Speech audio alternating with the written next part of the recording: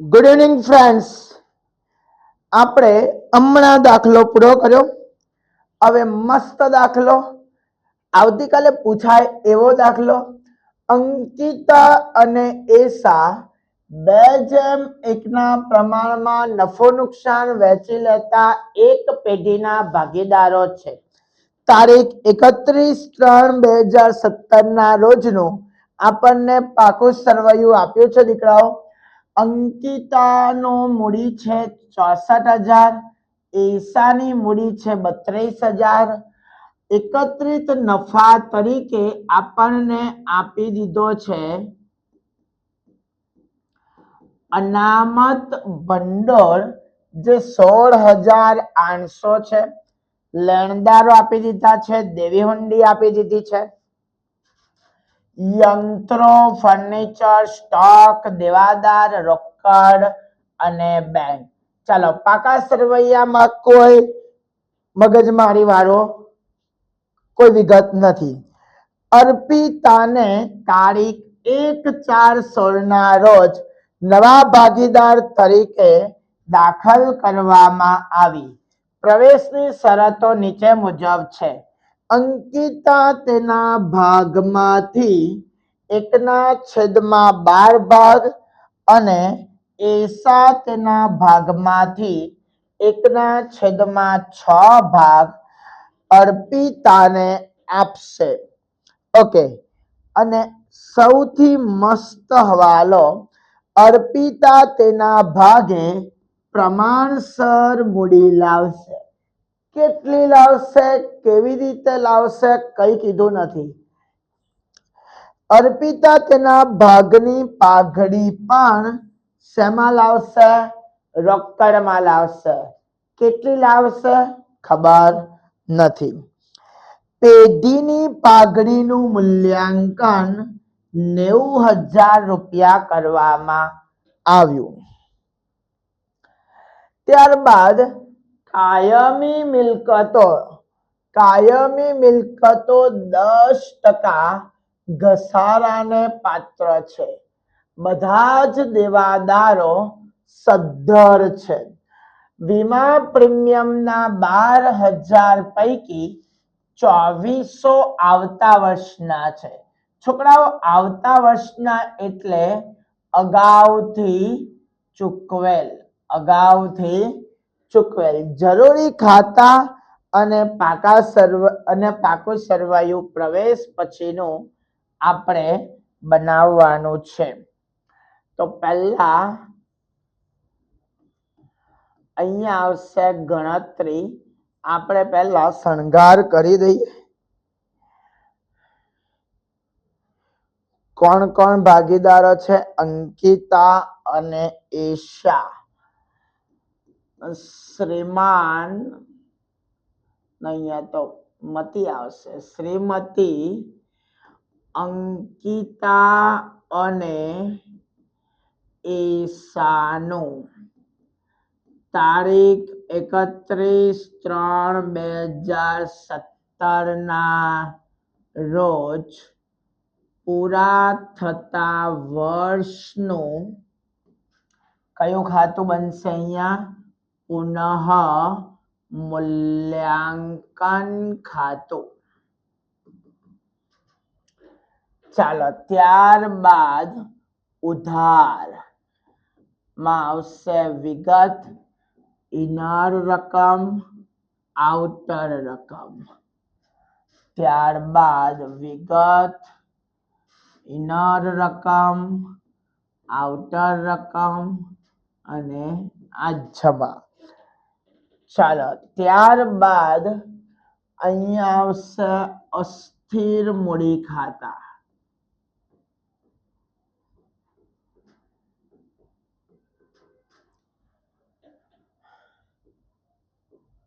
ઉધાર, વિગત, અંકિતા, એશા અને નવો ભાગીદાર અર્પિતા. ચાલો, ત્યારબાદ વિગત, અંકિતા, એશા અને નવો ભાગીદાર અર્પિતા. ઓ મમ્મી,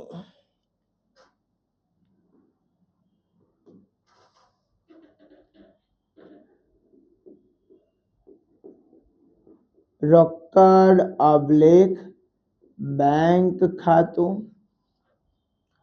અને પ્રવેશ કોણ કરે છે? અર્પિતા. શ્રીમતી અર્પિતાની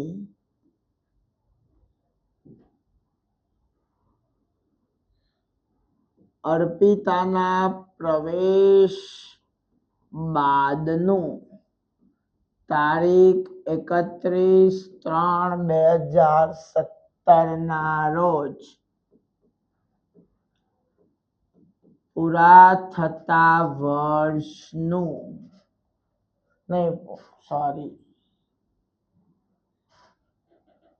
રોજનું પાકું સરવૈયું.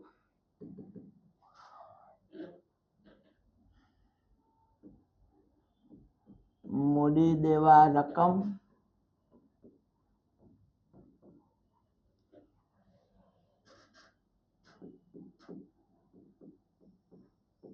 મિલકત લેણા રકમ. ચાલો, આટલું કામ કરવાનું હતું. હવે સૌથી પહેલું કામ લખવાનું છે બાકી. બાકી આપણને કેટલી આપી છે? 64,000 અને 32,000. ચાલો લખીશું. બા તમને આગળ લાવ્યા કેટલા? 32,000 અને 64,000. ચાલો, ત્યારબાદ રોકડની બાકી કેટલી છે? 26,400. બાકી આગળ લાવ્યા 26,400. ચાલો, ક્લિયર છે આટલું બધાને? પહેલા હવાલા તરફ પ્રયાણ કરીએ. અંકિતા તેના ભાગમાંથી 1/12 ભાગ અને એશા 1/6 ભાગ અર્પિતાને આપશે. તો પહેલી વાત કરીએ અંકિતાની. તો અંકિતા કેટલો આપશે? 1/12 અને એની એશા કેટલો આપશે? 1/6. ચાલો, આ બંનેને છેદ સરખા કરીએ તો 1/12 1/6. તો અહીંયા 1 વડે ગુણાશે, અહીંયા 2 વડે ગુણાશે. તો 1/12 અને 2/12. એટલે ત્યાગનું પ્રમાણ કેટલું બનશે છોકરાઓ? 1/2 ત્યાગનું પ્રમાણ બનશે. જો આપણે નવો ભાગીદાર અર્પિતાનો ભાગ શોધવો હોય તો શું કરવાનું? આમ તો લખવું જોઈએ. અંકિતાનો ભાગ ઉમેરો એશાનો ભાગ 1/12 પ્લસ 2/12 એટલે 3/12. તો અંકિતાનો ભાગ દીકરાઓ કેટલો આવશે? 3/12. ચાલો, ક્લિયર છે? ઓકે, આગળ જુઓ. અર્પિતા તેના ભાગે પ્રમાણસર મૂડી લાવશે. કેટલી? ખબર નથી. આ હવાલો છેલ્લે. અર્પિતા તેના ભાગની પાઘડી રોકડમાં લાવશે. કેટલી? ખબર નથી. પણ બ્રહ્માસ્ત્ર આ છે. પેઢીની પાઘડીનું મૂલ્યાંકન કેટલું કરવામાં આવ્યું? 90,000. તો પાઘડી બરાબર 90,000. ધેરફોર આપણે કોની પાઘડી જોઈએ? અર્પિતાની પાઘડી બરાબર 90,000 ગુણ્યા 3/12. ચાલો, તો અર્પિતાની પાઘડીનું ગણતરી કરો 90,000 ગુણ્યા 3/12 એટલે આવશે 22,500. અને દીકરાઓ એવું કીધું છે ત્રીજા હવાલામાં કે અર્પિતા તેના ભાગની પાઘડી કયા સ્વરૂપમાં લાવશે? રોકડ સ્વરૂપમાં લાવશે. તો આપણે અહીંયા આમ નોંધ લખીશું કે રોકડ ધંધામાં આવે આમ નોંધ થાય રોકડ ઓબ્લિક બેંક ખાતે ઉધાર. તે શું લાવ્યો? પાઘડી. તો પાઘડીના પ્રીમિયમ ખાતે જમા. કેટલા જમા? 22,500. ઓકે, ચાલો ત્યારબાદ આ પાઘડી ધંધામાં આવે એટલે જૂના ભાગીદારો વચ્ચે વેચાશે. આમ નોંધ થાય પાઘડીના પ્રીમિયમ ખાતે ઉધાર. તે જૂના ભાગીદારો. જૂના ભાગીદારો કોણ છે? અંકિતાના મૂડી ખાતે અને ઈશાના મૂડી ખાતે. કેટલા હતા? 22,500. આ 22,500 ને આપણે કયા પ્રમાણમાં વેચવાનું છે? 1/2 ગુણ્યા 1/3 એટલે આવશે 7,500. 22,500 એટલે આ કેટલા આવશે? 15,000.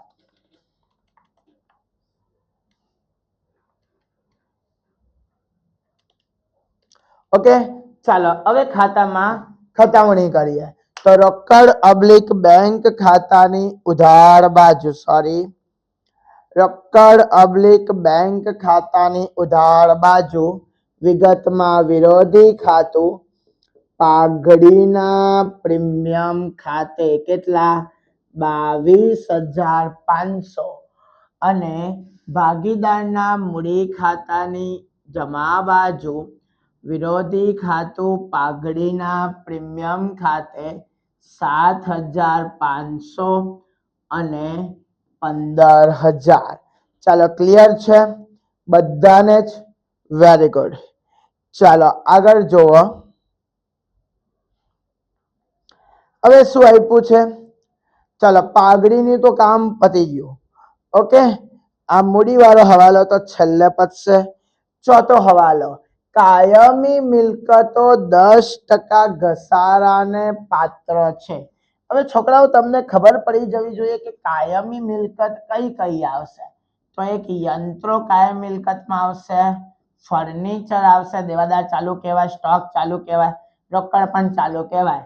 તો 64,000 અને 40,000 એ કોણ છે? કાયમી મિલકતો. યંત્રો 64,000. કેટલા ટકા ઘસારો છે? 10%. ચાલો યંત્રો કેટલા છે? 64,000 માઇનસ ઘસારો કેટલા ટકા? 10% એટલે 6,400. ચાલો તો 64,000 માંથી 6,400 બાદ કરો તો 57,600 રૂપિયા વધ્યા. હવે આપણી મિલકત હતી છોકરાઓ 64,000, એમાંથી ઘટીને 57,600 થયા. તો 64,000 થી ઘટીને 57,600 થયા. પુનઃ મૂલ્યાંકન ખાતાની ઉધાર બાજુ આપણો માલિક દુખી થયો. યંત્ર પર ઘસારો કેટલો? 6,400. ચાલો યંત્ર પછી કોણ હતો? ફર્નિચર 40,000. તો હવે લખીશું ફર્નિચર કેટલું?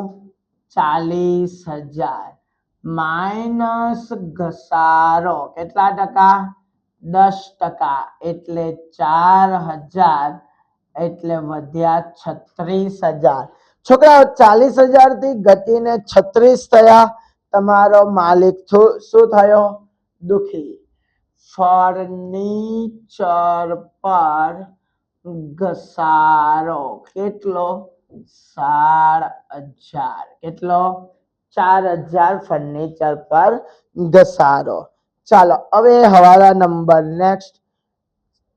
બધા જ દેવાદારો સદ્ધર છે. દેવાદારો કેટલા છે? 40,000.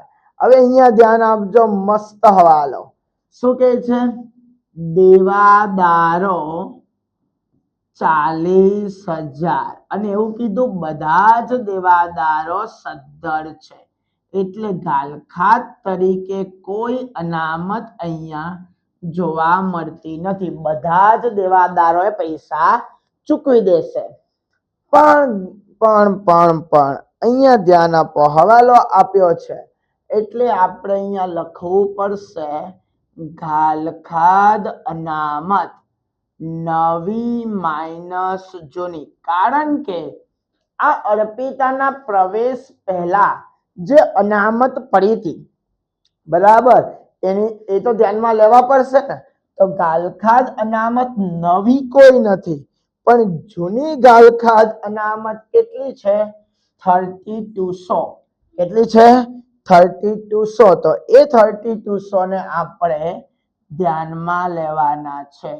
તો 0 માંથી 3200 કેલ્સીમાં બાદ કરો તો આવશે -3200. ઓકે, આને લખવાનું હાંભે લઈ ગયા અને અહીં લખ્યું હાંભેથી લાવ્યા. કેટલા લાવ્યા હાંભેથી? 3200. ઓકે, 3200 રૂપિયા સામેથી લાવ્યા. ચાલો હવે આગળ.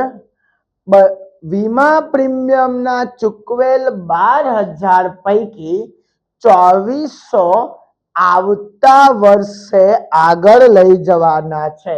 એટલે 2400 એટલે અહીંયા જો ખબર પડી જવી જોઈએ, આપણે વીમા પ્રીમિયમ 9600 જ ચૂકવવાનું હતું, પણ ચૂકવી કેટલું દીધું? 12,000. તો 2400 અત્યારે જે વધારે ચૂકવી દીધું એ આ કંપની આવતા વર્ષના પ્રીમિયમમાં એડજસ્ટ કરી આપશે. એનો મતલબ કે આ 2400 અગાઉથી ચૂકવાઈ ગયું છે. અગાઉથી ચૂકવાઈ ગયું આપણું લેણું કહેવાય, ભવિષ્યમાં મળવા પાત્ર. એટલે અહીંયા લખીશું અગાઉથી ચૂકવેલ વીમા પ્રીમિયમ કેટલું? 2400. અગાઉથી ચૂકવેલું આપણા માટે ગમે ત્યારે આપણને મળશે, આપણો માલિક સુખી થશે. અગાઉથી ચૂકવેલ વીમા પ્રીમિયમ 2,400. ઓકે, સમજાય છે બધાને? Very good. અકાઉન્ટ માસ્ટર ક્લાસના છોકરાઓને કંઈ કહેવાનું થોડી હોય. ઓકે, ચાલો હવાલા પૂરા થયા. એક હવાલો બાકી, પણ એ પહેલા જૂનું બંધ કરો. 16,800 એનું પ્રમાણ કેટલું છે? 2:1.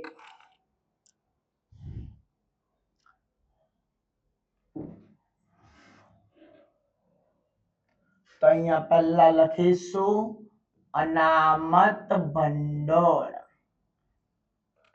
16,800 ગુણ્યા 2/3 11,200 એટલે વધ્યા 5,600.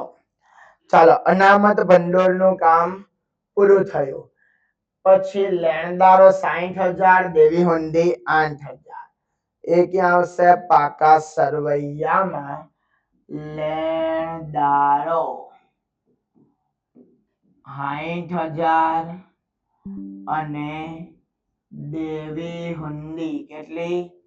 8,000. ચાલો યંત્ર આવી ગયા, ફર્નિચર આવી ગયું, સ્ટોક 13,600. સ્ટોક 13,600. પછી દેવાદાર આવી ગયા, રોકડ ઉત્કળ બેંક 26,400 આ લખવાનું રહી નથી ગયું ઓકે ચાલો બધું કામ પૂરું થયું પુનઃ મૂલ્યાંકન ખાતું બંધ કરો તો 6,400 અને 4,000 એટલે 10,400 જમા બાજુ 10,400 મૂકો એમાંથી 3200 અને 2400 બાદ કરો તો પાતળી ખોટ મળી કેટલી 4,800 એ કોના વચ્ચે વેચીશું અંકિતા અને ઈશાના વચ્ચે વેચવાનું કયું પ્રમાણ કીધું છે આપણને 2:1 ના પ્રમાણમાં વેચો ગુણ્યા 2/3 એટલે 3200 અને 1600 ચાલો 3200 અને 1600 મૂડી ખાતામાં લઈ જઈએ તો અહીંયા લખીશું પુનઃ મૂલ્યાંકન ખાતે 3200 અને 1600 ચાલો અર્પિતાની મૂડી શોધવાની છે એસાનો સરવાળો કરો 64,000 15,000 5,600 એટલે કેટલા વધ્યા 84,600 ઉધાર બાજુ 84,600 મૂકો એમાંથી 1600 બાદ કરો તો તફાવત આવ્યો 83,000 ત્યારબાદ 32,000 7500 અને 11,200 એટલે 50,700 ઉધાર બાજુ મૂકો 50,700 એમાંથી 3200 બાદ કરો તો વધ્યા 47,500 ઓકે તો અહીંયા ધ્યાન આપો હવે અહીંયા ગણતરીમાં જગ્યા છે યસ છે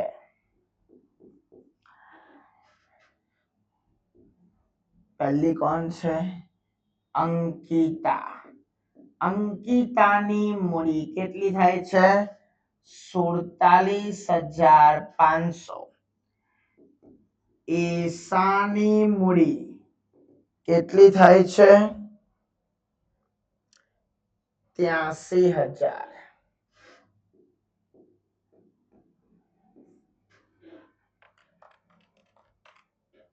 એટલે 1,30,500 બંનેની કુલ મૂડી થાય છે હવે ધ્યાન આપો ભયંકર વસ્તુ અહીંયા છે જો અર્પિતા તેના ભાગે પ્રમાણસર મૂડી લાવશે પણ બંનેના ભાગ આપી દીધા છે જે ભાગ મેં અહીંયા શોધી દીધો છે 3/12 હવે હું આનું સાદું રૂપ આપી દઉં તો 3/12 એટલે 0.25 વધે હા કે ના હવે ધ્યાન આપો કે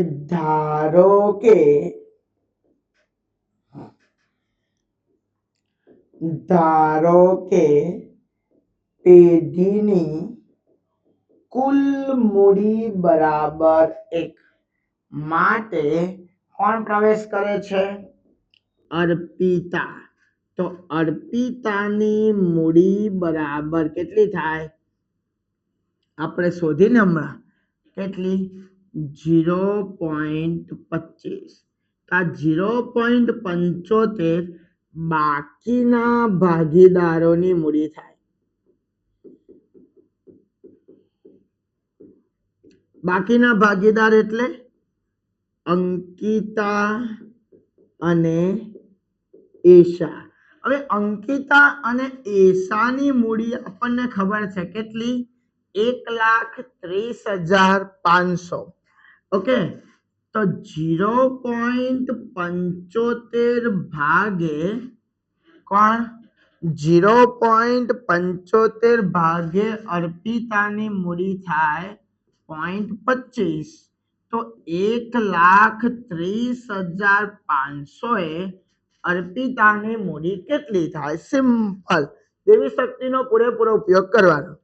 તો 1,30,500 ગુણ્યા 0.25 ભાગ્યા 0.75 એટલે કેટલા આવશે? 43,500. કેટલા? 43,500. તો અહીંયા આપણે કેટલા દર્શાવીશું? હવે અહીંયા આમનોન લખવી પડશે. આમનોનની જગ્યા અહીંયા જ લખી દઈએ, મગજમારી જ નહીં. ક્યાં? ભાગીદારોની બાજુમાં જ. હું સૂચના આપી નથી. આમનોન શું થાય? રોકડ ઓબ્લિક બેંક ખાતે ઉધાર. તે કોણ છે? અર્પિતાના મૂડી ખાતે. કેટલા લખવાના? 43,500.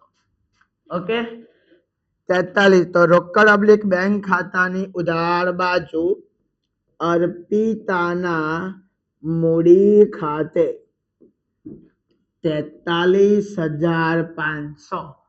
રોકડ ઓબ્લિક બેંક અર્પિતાના મૂડી ખાતાની જમા બાજુ રોકડ ઓબ્લિક બેંક ખાતે 43,500. આનો સરવાળો હું જ કરીશ.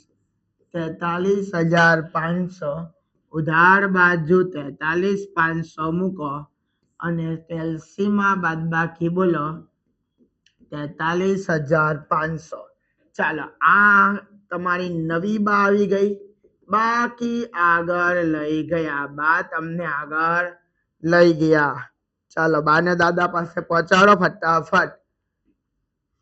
તો મૂડી ખાતા કોણ કોણ છે? અંકિતા, ઈશા અને અર્પિતા. 47,500, 83,000, 43,500. 47,500, 83,000 અને 43,500. ચાલો, 47,500, 83,000, 43,500 એટલે થાય 1,74,000 પ્લસ 60,000 અને 8,000 એટલે 2,42,000. ચાલો, હવે રોકડનો સરવાળો કરો. 26,400, 22,500, 43,500 એટલે આવશે 92,400. જમા બાજુ 92,400 મૂકો એટલે તફાવત આવે 92,400. રોકડની બા કેટલી? 92,400. ચાલો, લઈ જાઓ રોકડ ખાતામાં, પાકા સરવૈયામાં રોકડ ઓબ્લિક બેંક ખાતે 92,400 પ્લસ 57,600, 36,000, 40,000, 2,400 અને 13,600 એટલે આવે 2,42,000. ઓકે, ક્લિયર છે? સમજાયું? કઈ વાંધો ખરી? હા કે ના? ઓકે, નવો દાખલો જૈનીને આન્યા ખોલીને રાખો. બીજી 2 મિનિટનો બ્રેક આપું છું. પછી પાછો નવો જૈનીને આન્યા અને 19. હવે 2 દાખલા બાકી છે પ્રવેશમાં. પછી એના સિવાય કંઈ કરવાનું નથી પ્રવેશમાં. ઓકે, પછી નિવૃત્તિ શરૂ કરીશું. ચાલો, 2 મિનિટનો બ્રેક. ફટાફટ ખોલીને રાખજો.